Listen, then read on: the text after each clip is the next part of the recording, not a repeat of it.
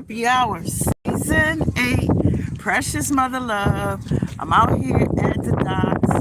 I know it's getting windy, so I'm going to have my discussion while I'm in the vehicle. Ooh, that was windy. But I do want to let you know that they keep cutting me off. They won't let me keep my momentum going. But one love and wellness, all right? Heart happy hour. Love plus art equals wellness. Precious Mother Love with another episode since my sabbatical, since my climb of Mount Crystal Mountain. Last year I started a sabbatical and now I'm dropping gems and jewels. I collected stones as I went to all these sacred spaces. I created an app that helps you to find those sacred spaces. I also have some gems and jewels that I'm continuing to research and connect the dots on. One is about sucking face. One is about the suckling of the baby to the mom's breast. That apparently is an innate primal action that you are reminded of when you have to suck on the nook, the little pacifier that you give the babies, when you suck on your thumb. Some folks suck their thumb until later in life. It is, you suck a cigarette, you suck a cigar, you suck the male's member, fellatio. All of these that I've mentioned are ways to activate your kundalini. You motivate the mucus or the liquid, the colostrum. You motivate it into movement. You're sucking it up at that point from the root chakra. It begins to activate the vagus nerve, and that, your tonsils are in place, which is also a sacred, has a sacred value in our sacred system of these fluids. If we're a certain amount of mucus or water or liquid, then we are activating the momentum, the motion of the colostrum to lean into the kundalini and eventually into the sacred space of your makaba, your light body, to be able to do some traveling, to be able to tap into that system. I keep getting interrupted and I apologize. So I just wanted to let you know that there is more to the suck face activity than we were initially taught as youth, and as an adult. We are now at the place where we're discovering. I say we, I mean me, I mean my person, my ism, my isness, my itness. I am amazed at the things that I am learning that I took for granted, that I took advantage of. I actually was motivated to go deeper once I learned about the suckling action. The actual sound of suckling initiates something in us that's innate, that's primal. It initiates the vagus nerve. It initiates the suckling itself. It initiates a self-soothing process where our neurological paths are being there's a way to get into a place of bliss because of the activations that process that the suckling does. So I just wanted to give a update of some of the discoveries, but seeing how I've been cut off several times, this is the third attempt at trying to put this out there. But I feel as though this has some significance, some importance. It's kind of weighty, because when I recognized and realized that the act of fellatio can activate the kundalini, can activate your makaba, connects you just the same way intimacy, intercourse does. It activates a connection, a primal, a spiritual, a soulful connection. It is something that if you're conscious of it, an activity that the energies, the because if what they call it, ejaculation. If a man ejaculates versus ejaculates, you can utilize that life force energy for other purposes. It doesn't have to be spilled seed. So I said before that the penis was a divining rod. It's the first technology of a solar, I won't say solar panel. It's a solar rod. It's a lightning rod. It's called these things, and it's utilized in architecture throughout the United States, and our in architectural history. In all of our churches, these pillars, it's also called a Jedi. A lightsaber. You know, so all these sacred names, all these sacred things that can be said, it can be used for the good, and it's all energy, right? So it can also be used for not good, but it is given reverence in all of these obelisks that are erected around, say for instance in the District of Columbia, the GW monument. It was at some. Okay, so I had to take my little phone call. Apologies. So, but real quick, it is a area that's been overlooked, taken for granted, and made to be shameful in some ways. You're not supposed to have sex before you get married. There's so many restrictions on it. So I've got to get a move on and move to the next point because I've got some folks that are waiting for me. But to make it real quick, to say that, these monuments, in particular, the one in DC, has been placed in such a way that it aligns with sacred points around the world. It is it's connected to a sacred grid system. And those obelisks that are around the world and those other monuments that it is connected to, they each have lightning rods. Now, an obelisk is also called a lightning rod. And so, they are erected using the technology of that they're going to be hit by lightning.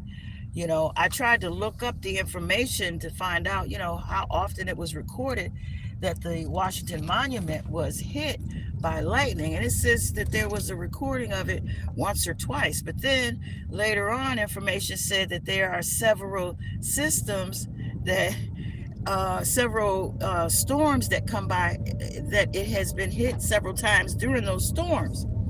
So that's an interesting point, that if one storm comes and it's hit several times, so I guess maybe they don't record it on a regular basis. Maybe it's not something that is accountable for many reasons, but that is they have it hooked up such that it is so that it can be, the energy can go safely to the ground, they say. So, but it seems to me that if those points, how they say, your steps are ordered. Well, no. Remember how Michael Jackson did on his video where he had the floor was lighting up as he was walking across it? Well, the lightning will do, if all these locations have lightning rods, if all of them are connected to, directing it to the ground, if they are manipulating it into a system of things, it's activating, kind of like a pinball machine. It's lighting up, the steps, the places, the connections, the all these places are energized in that case through the lightning strikes. So anyway, I just thought I would share that some of these energy grids, the soulful science of self, the sacred waters of ourself, the micro and the macro, we're missing some points if we're not paying attention to the signs of ourselves. There's no need for us to waste this energy. This energy can be tapped into. This energy can be directed, intended. We can put the attention and the intention together, and bang, zoom. utilize it for numerous things. Let's see, who is that? Minimal waste life. Right. Don't keep wasting that energy. Don't keep wasting the potential of, you being able to um, light up your own pinball grid. I went through on my sabbatical and I went through, it's like, okay, so from Philly to Florida and back. My halfway point was the Crystal Mountain, and while I was on Crystal Mountain, I felt so charged. I was around so many highly charged people. Red was wearing the crown that I made. I met Yaya. We talked about possibly doing an episode at some point later. I've got to be able to make sure I've got a direct way to contact her. I've reached out, I'm looking for a response and an update soon. But that activity that day, there were so many connections. There were so many people. I got pictures with so many people that were fully activated. We were walking on sunshine that day. And it was similar to today where it was overcast. But of course, I do my thing and I say, hey, I'm coming. I don't want no rain. Wait till I leave for the rain. Calm the winds down. I showed you on my sabbatical when I had actually ordered up. I put my order out to the universe. I said, universe, this is where I'm going. And when I get there, I need some sunshine to be in the sky. I need the rain to not be happening. I'm going to do an episode. And once I leave that, this is fine. It's okay. I understand, Mother Nature. You want your moisture, but allow me my loophole. Allow me my bubble, my time capsule. Put it on the map. So, One Love and Wellness, Love plus Art equals Wellness, Heart Happy Hour, Season 8. Guys, this has been a beautiful ride. Thank you for hanging in there with me. Like, subscribe, share. If you learned something, make a comment. Our sacred fluids, the sacred science of self. We are here. We are bastardizing. We have learned to bastardize some sacred things, and we need to uncover the sacred energies, the sacred science of ourselves, the sacred energy, the fluid, the life force that flows through us that we can control, like the lightsabers, like the Jedis. Like, we can tune ourselves to be atomic if we want to be nuclear if we want to. I mean, like, I've been told that the energy that we house within this body, if it were tapped into, it would cause, it could be it could energize an explosion. So let's tap into those trillions of cells. Oh, fun fact, I did look up the information in reference to the foreskin, and I said that's real estate. That's not romantic. That's spiritual real estate that we are being robbed of and that's being used for other things. Well, it's 2,000 nerve endings in that one foreskin. I say 2,000, 20,000, 20,000. It's 2,000 in your feet, which I do the ionic foot detox. But there's 20,000 nerve endings in the foreskin that is being removed. That spiritual real estate has a very high value, and we pay a very high price by losing that piece of that extra sensitivities that these men are being robbed of. It is called a Jedi. It is called a divining rod. It is called a solar rod. It is called a lightning rod. It is worshipped. They are tapped into, and all the ones that you see around the world have points on them. I think that's the foreskin. That's the nod to the foreskin. That's the reason why the obelisks around the world, Cleopatra's Needle, they are pointed. And that, again, is something that we are robbing our men of. And that's the point on the dollar bill, where that all-seeing eye, that one-eyed monster that's at the top of the dollar, that top of the pyramid, it is, I forget all of the specifics about the penis in particular, but it is the capstone. It is revered within our sacred sciences. Also, fun fact, the 555 feet and 5 inches and 5 and 7/8 inches, that is the height of the monument. At some point, it was the tallest building in the world until the Eiffel Tower was built, I think 4 years later. the Eiffel Tower was built. France was, it was a pissing match, right? My joint is bigger than your joint.